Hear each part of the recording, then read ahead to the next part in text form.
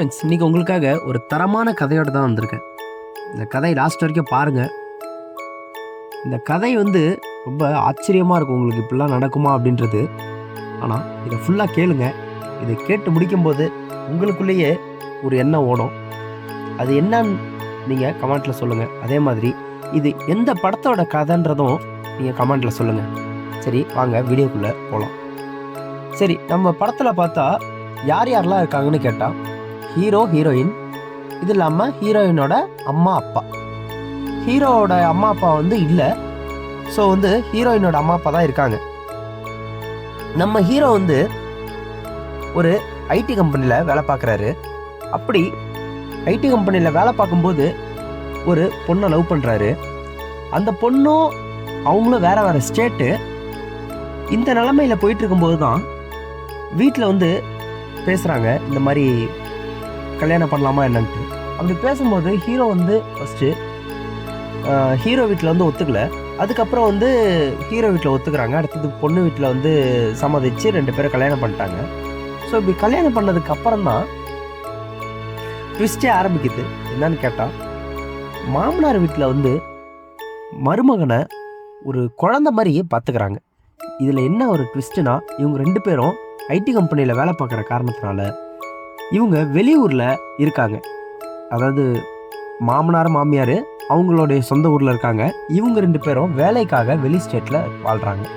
So இப்படி இருந்த சுச்சுவேஷனில் தான் மாமியார் வீட்டுக்கு மருமகனோ மகளோ போகிறதுக்கான ஒரு சுச்சுவேஷன் அமைஞ்சுது. இப்போ போகும்போது தான் தரமான சம்பவமே ஆரம்பிக்குது. என்னன்னா, கல்யாணமாகி ஒரு 4-5 தடவை மாமியார் வீட்டுக்கு இவங்க போயிருக்காங்க. அதாவது மருமகன், ஒய்ஃப் 2 பேரும் போயிருக்காங்க. போயிட்டு அப்போல்லாம் நல்லா உபசரிப்பு இருந்திருக்கு. இதே மாதிரி இன்னொருத்தர போகும்போது என்னன்னா, அதாவது மாமியார் நிற்கிறாங்க. மாமியார் நிற்கிறத கவனிக்காமல் நம்ம ஹீரோவும் அவருடைய ஒய்ஃபோ ரொமான்ஸ் பண்ணிட்டு இருக்காங்க.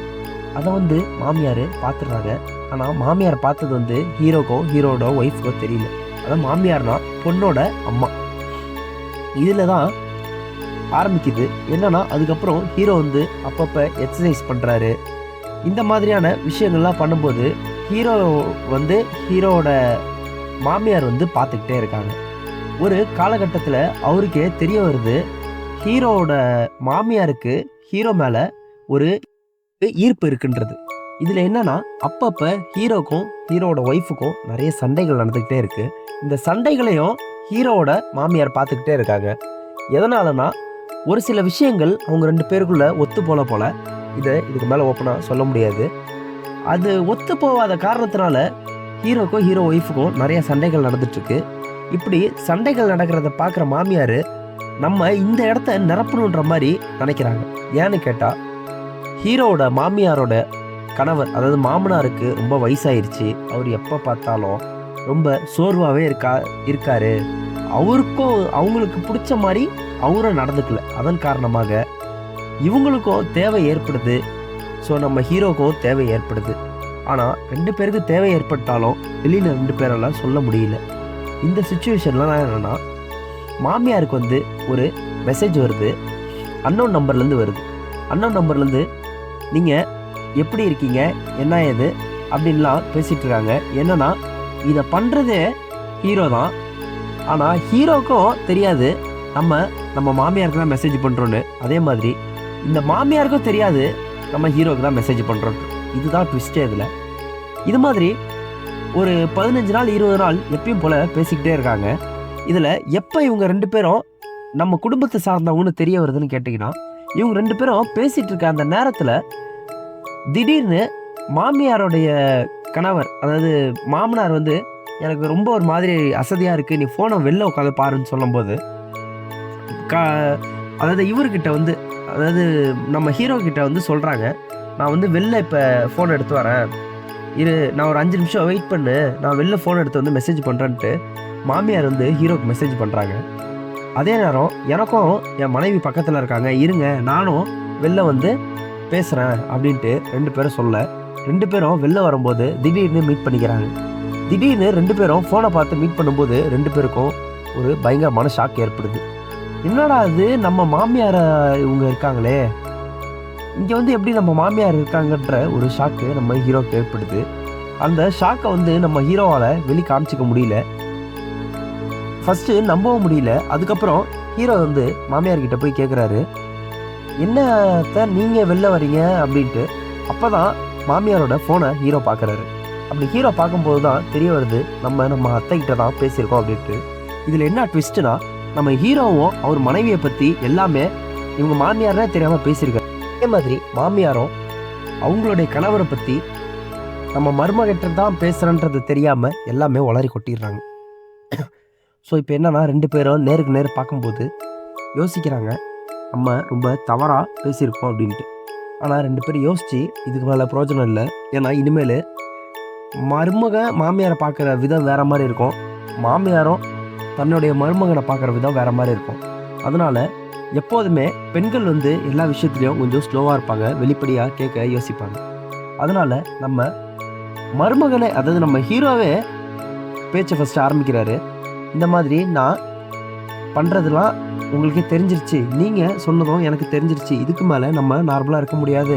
அதனால் எனக்கு என்ன தேவைன்றது உங்களுக்கு தெரியும், உங்களுக்கு என்ன தேவைன்றது எனக்கு தெரியும். ஸோ நம்ம வந்து இதுக்கு மேலே யோசிக்க வேணாம், இது என் மனைவிக்கு தெரிய வேணாம், உங்கள் கணவருக்கு தெரிய வேணாம், இதுக்கு நான் ஒத்துக்கிறேன், நீங்களும் ஒத்துக்குங்க அப்படின்ற மாதிரி நம்ம ஹீரோ சொல்கிறாரு. நம்ம ஹீரோ சொல்லும்போது இவர் என்ன சொல்கிறாங்கன்னா, அதாவது நம்ம மாமியார் என்ன சொல்கிறாங்கன்னா, இல்லை மாப்பிள்ளை இது ரொம்ப தப்பாயிரும் அப்படின்ற மாதிரி சொல்கிறாங்க. அப்போ தான் நம்ம ஹீரோ சொல்கிறாரு, அதெல்லாம் ஒன்றும் இல்லைத்த, நம்ம வெளியாள்னா தான் பிரச்சனை நிறையா, இப்போ பிரச்சனையே இல்லைத்த நீங்கள் சொல்கிறது. இப்போ என்னன்னா, இனிமேல் நமக்கு பிரச்சனைகளே கிடையாது, ஏன்னா நம்ம வெளியாள்னா தான் பயப்படணும், இப்போ நம்ம ஒரே வீட்டில் இருக்க ஆளாயிட்டோம் அப்படின்ட்டு.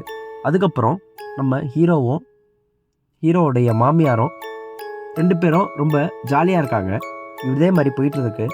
திடீர்னு ஒரு நாள் ஹீரோட ஒய்ஃபுக்கு சந்தேகம் வருது, என்னடா அது, நம்ம கணவர் எப்போதுமே நம்மக்கிட்ட பேசுகிறத விட்டுட்டு நம்ம அம்மா கிட்ட பேசிகிட்டு இருக்காங்களே அப்படின்னு.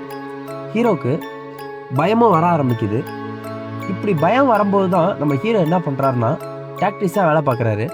எனக்கு வந்து நான் எனக்கு வந்து வெளியூரில் வந்து வேலை கிடச்சிருக்கு, இப்போ ஒர்க் ஃப்ரம் ஹோம் வந்து முடிஞ்சிச்சு எனக்கு, அதனால நான் வந்து வெளியூர் போகணுன்ட்டு நம்ம ஹீரோ சொல்கிறாரு. நம்ம ஹீரோ சொல்கிறதுனால அதாவது அவங்க மாமியாரால் ஏற்றுக்க முடியல. ஏன்னா இத்தனை நாள் ஹீரோ கூடயே இருந்துட்டு இதுக்கு மேலே அவங்களால வெளில போக மனசு வரல. அப்படி மனசு வரலினாலும் ஹீரோவுக்கு வந்து பயம் வந்துருச்சுன்ற காரணத்தினால ஹீரோவும் கிளம்பிட்டாரு. ஸோ அவங்க மாமியாரும் இந்த விஷயத்தை வந்து படிப்படியாக விடணுன்ற மனநிலைக்கு வந்துட்டாங்க. இவங்க பண்ணுறது தவறு தான், ஆனால் அந்த படம் வந்து இப்படி தான் எடுத்திருக்காங்க.